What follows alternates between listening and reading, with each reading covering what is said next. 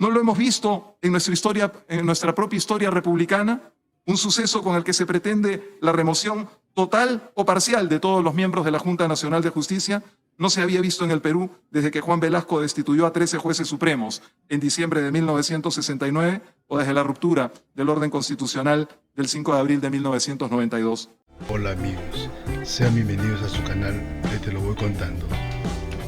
Aldo Vázquez, vicepresidente de la Junta Nacional de Justicia, hace sus descargos y, al igual que su colega, el Congreso está casi vacío.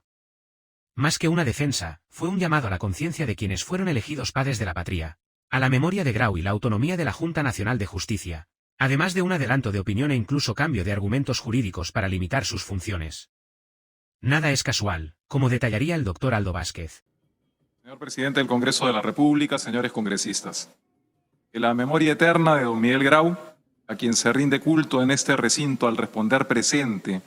ante el llamado de su nombre, inspire sus deliberaciones de hoy en torno al futuro de la Junta Nacional de Justicia, órgano clave para la preservación de la independencia de poderes en el Perú, para la independencia del sistema de justicia y para la preservación de la democracia. El informe final, aprobado en la Subcomisión de Acusaciones Constitucionales y en la Comisión Permanente del Congreso, al estar referido al criterio adoptado por los miembros del Pleno de la Junta Nacional de Justicia en torno al rango de edad de sus miembros, afecta la independencia y autonomía de los miembros de la Junta, como ha sido dicho, dado que se nos pretende sancionar por la discrepancia de opinión o de criterio en la resolución de una materia propia del autogobierno de la Junta Nacional de Justicia. Ello vulnera la independencia de este órgano constitucional autónomo. En efecto, la Corte Interamericana de Derechos Humanos ya ha tenido oportunidad de pronunciarse en reiteradas ocasiones sobre la independencia del sistema de justicia, particularmente en relación con los agravios que puede sufrir desde el poder político. La Junta Nacional de Justicia, dado su carácter de órgano constitucional autónomo, está investida de autonomía funcional y administrativa, sin que ningún otro órgano del Estado pueda interferir en sus decisiones, salvo el control jurisdiccional y constitucional sobre las mismas. Así, de acuerdo con el inciso I del artículo 2 de su ley orgánica, posee capacidad para su autorregulación en el marco de la misma ley. Bajo ese marco, aprobó la resolución número 224/2020, que contenía un criterio interpretativo sobre el rango de edad de sus miembros, el mismo que estuvo fundado en las opiniones técnicas de su Oficina de Asesoría Jurídica y de la Autoridad Nacional del Servicio Civil, como ha sido señalado. Sobre la violación del debido proceso, en el marco del proceso generado por la denuncia constitucional 373, por supuesta infracción de los artículos 156, numeral 3, y 139, numeral 3 de la Constitución de 1993, seguido contra los miembros titulares de la Junta Nacional de Justicia, se presentó ante la presidencia de la Subcomisión de Acusaciones Constitucionales un recurso de recusación contra el señor congresista delegado Esdras Ricardo Medina Minaya, por haber incurrido de modo flagrante en adelanto de opinión respecto de las indagaciones que le habían sido encomendadas. Debe tenerse en cuenta que el congresista Esdras Medina, en su condición de miembro de la Comisión de Justicia y Derechos Humanos, también había adelantado opinión sobre la materia que es objeto de la denuncia constitucional en cuestión, al votar a favor y suscribir el informe final de esa comisión en relación a la moción 7565, que recomendaba la destitución de todos los integrantes de la Junta Nacional de Justicia por la misma causa que es materia de esta acusación constitucional, entre otras. Sobre el particular, señalamos que se ha violado el inciso 3 del artículo 139 de la Constitución, al afectarse gravemente nuestro derecho a la observancia de un debido proceso, así como el inciso 1 del artículo 8 de la Convención Americana de Derechos Humanos, que señala que toda persona tiene derecho a ser oída con las debidas garantías y dentro de un plazo razonable por un juez o tribunal competente, independiente e imparcial, establecido con anterioridad por la ley en la sustanciación de cualquier acusación penal formulada contra ella, o para la determinación de sus derechos y obligaciones de orden civil, laboral, fiscal o de cualquier otro carácter. Fin de la cita. Los miembros de la Junta Nacional de Justicia hemos formulado un amplio descargo ante la Subcomisión de Acusaciones Constitucionales. Nuestro abogado, el doctor Abad, ha señalado 10 de la casi veintena de argumentos que fueron presentados en su oportunidad. Prácticamente ninguno de ellos ha sido abordado en el informe aprobado por la Subcomisión de Acusaciones Constitucionales. El informe consta de 51 páginas. De las 51 páginas, solo en media carilla se alude a nuestros argumentos para señalar que son repetitivos. Señor presidente, se ha aludido también, aun cuando no es materia de esta acusación constitucional, a el supuesto o probable conflicto de interés en la designación del secretario general de la Junta Nacional de Justicia. No abundaré sobre el particular, señor presidente, porque no es materia de esta acusación constitucional. Dejaré sentado solamente que el examen de conocimientos al que se alude fue un examen oral ante evaluadores, entre los cuales no estuvo el secretario general de la Junta Nacional de Justicia que ha sido aludido. Señor presidente, no obstante la abundancia de argumentos jurídicos, pese a la contundencia de las razones, pues debemos reconocer que hay una cierta voluntad que se ha manifestado en un sector del Congreso por la afectación al órgano constitucional del que somos parte. No es casual que se hayan producido diversas iniciativas de modificación constitucional y legal en los últimos meses que buscan limitar la actuación de la Junta Nacional de Justicia, sea reduciendo sus competencias, sea rebajando el número de votos necesarios para su remoción, sea procurando la salida de una de sus integrantes por mandato de ley. No es producto del azar tampoco, señor presidente, que se hayan presentado en este Poder Legislativo hasta 3 mociones que han perseguido la remoción inmediata de los miembros de la Junta, sin proceso o aplicando procedimientos ad hoc y en todos los casos sin que esté previamente establecida la existencia de causa grave.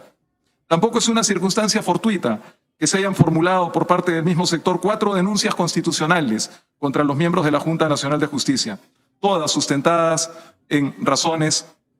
que podríamos concluir resultan banales o incluso abiertamente calumniosas, como la supuesta presión de los miembros de la Junta al presidente de la Corte Suprema de Justicia para la emisión de un comunicado. En ese escenario no hemos cesado en nuestros empeños por defender la institucionalidad de la Junta Nacional de Justicia, porque tenemos la convicción que con ello defendemos también la institucionalidad democrática del país. El silencio de muchos que no debieron callar ha sido suplido por voces lejanas, como distantes a veces el territorio de la patria. Voces que cada día resuenan con más fortaleza. Son las de las tejedoras que abogan por igualdad, democracia y esperanza. Es la Asociación de Víctimas del 9 de enero en Juliaca, o los jueces en Puno, o el Colegio de Abogados de Ayacucho. Son las voces que se alzan en las radios Cutibalú en el norte del Perú, o en Onda Azul en el sur de nuestro territorio. Son los ciudadanos que caminan, que tantas veces nos han dicho de muchas maneras, resistan, no decaigan en la defensa de nuestras instituciones. A esas expresiones sentidas se han sumado múltiples voces locales, destaco especialmente la voz moral de la Conferencia Episcopal Peruana, que por segunda vez ha emitido ayer un pronunciamiento en relación a la materia. Pero se han sumado además también voces de la comunidad internacional. ¿Alguien puede suponer que este pequeño órgano constitucional autónomo pueda concitar pronunciamientos decididos de exponentes universales, como el Alto Comisionado de las Naciones Unidas para los Derechos Humanos desde Ginebra, o de la relatora de la ONU para la independencia de la justicia desde Nueva York, si es que no nos asistieran razones válidas? ¿Alguien puede creer en verdad que el secretario general de la Organización de Estados Americanos o que los senadores Cardin y Kane, líderes de la Comisión de Relaciones Exteriores o del Subcomité para el Hemisferio Occidental del Senado de los Estados Unidos de América, son parte de una confabulación aparte de los parte de una confabulación a favor de los miembros de la Junta Nacional de Justicia? Es, señor presidente, el mundo civilizado y democrático el que demanda en todo el orbe estándares mínimos de separación de poderes y de respeto a la autonomía de la justicia. Sin el cumplimiento de esos mismos estándares, condenamos al Perú a un rol marginal en la comunidad internacional, al ostracismo en un mundo competitivo, en el que no solo salen al mercado mundial nuestros productos primarios, sino donde también compiten la estabilidad de nuestra democracia y la calidad de nuestras instituciones. En ese mundo global e interrelacionado, la ausencia de seguridad jurídica, el imperio del autoritarismo y de la corrupción solo alejan la inversión privada, la propia y la foránea. Hace solo unos días hemos leído en la prensa cómo en los últimos 3 años han salido del país 22.000 millones de dólares como consecuencia de la inestabilidad y de la desconfianza. Pero mucho más doliente es la partida del país sin retorno de más de 415.000 peruanos entre enero y junio de 2023. No es difícil suponer que cuando se actualice la cifra a todo el 2023, debamos lamentar que nos hayan dejado casi 1 millón de peruanos que ya no encuentran futuro en su propia tierra. Perdemos con ello a los más jóvenes, a los más preparados, a los más productivos. Ya conocemos el camino del autoritarismo. Solo trae consigo inestabilidad social, emigración y desarraigo, más inseguridad, más miseria y más dolor para las familias peruanas. ¿No lo hemos visto en nuestra propia historia republicana? Un suceso con el que se pretende la remoción total o parcial de todos los miembros de la Junta Nacional de Justicia no se había visto en el Perú desde que Juan Velasco destituyó a 13 jueces supremos en diciembre de 1969 o desde la ruptura del orden constitucional del 5 de abril de 1992. Queremos transitar el camino de Venezuela, de Nicaragua o de Guatemala, que no se contribuya desde este recinto histórico, que ha de acoger todas las voces de la patria al socavamiento de la democracia. Que la decisión trascendental que hoy ha de tomarse en este hemiciclo no sea el soplo que atice el fuego, que con el correr del tiempo permita la emergencia de liderazgos antisistema que lo arrasen todo. Que no se adopte hoy una decisión irreflexiva, que tengamos que lamentar cuando ya no haya vía de retorno al cauce del progreso y del bienestar. Aún es tiempo, señor presidente, señores congresistas, de detener un atentado contra la institucionalidad del país, que se configura con igual intensidad, sea que se produzca respecto de todos los miembros o de algunos de ellos, lo cual implicaría una ilegítima intromisión en la composición del colegiado de la Junta Nacional de Justicia. Que el sentido de nación que ha enseñado Ortega y Gasset, la idea de un proyecto de vida en común, los inspire en sus decisiones para comprender que más allá de nuestras diferencias, tenemos una patria común, que es pasado y futuro, que es la tierra que alberga a nuestros muertos, al mismo tiempo que el cielo abierto de nuestros sueños, de un futuro mejor para las generaciones que vendrán. Gracias, señor presidente.